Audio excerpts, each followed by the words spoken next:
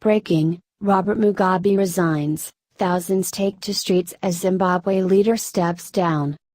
Robert Mugabe has resigned as the president of Zimbabwe after a coup pushed the dictator and his wife Grace Mugabe from power.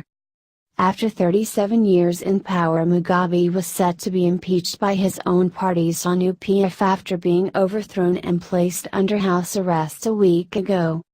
But the former president is believed to have instead handed his resignation to the Speaker of the House, ending his long-term rule of the former British colony. A new leader is expected to be in place by tomorrow while the parliament work to legally expedite the process. Mugabe did not recommend a successor as part of his resignation. Wild celebrations broke out in a joint sitting of Zimbabwe's parliament as Speaker Jacob Mutanda announced Mugabe's resignation and suspended the impeachment procedure.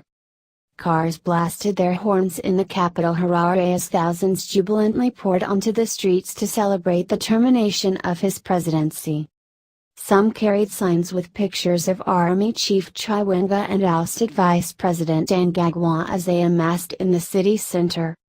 In his letter of resignation, he said, "I, Robert Gabriel Mugabe, hereby formally tender my resignation as President of Zimbabwe with immediate effect.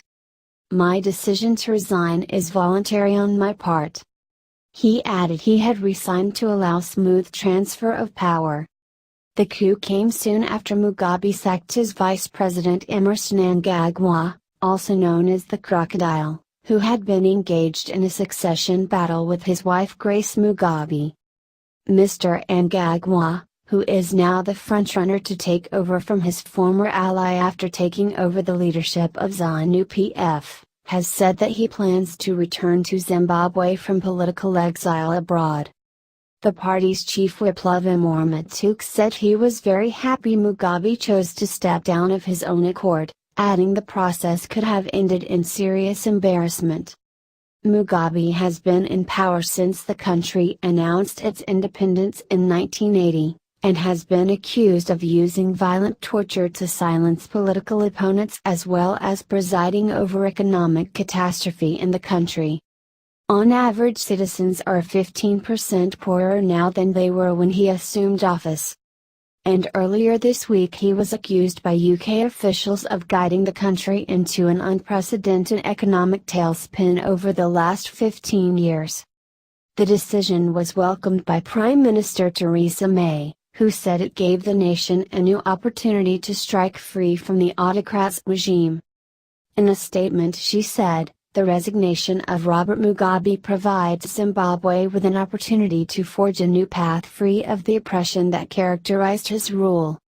In recent days we have seen the desire of the Zimbabwean people for free and fair elections and the opportunity to rebuild the country's economy under a legitimate government. As Zimbabwe's oldest friend, we will do all we can to support this, working with our international and regional partners to help the country achieve the brighter future it deserves. A spokesman for the Prime Minister added, "We felt Mugabe had lost the support of people of Zimbabwe. This could provide an opportunity to move forwards." His resignation follows pressure from both within Mugabe's regime and from international powers. Last week Foreign Secretary Boris Johnson tweeted, "UK and South Africa agree Zimbabweans must be able to decide their own future in free and fair elections in line with Constitution. Authoritarian rule should have no place in Africa."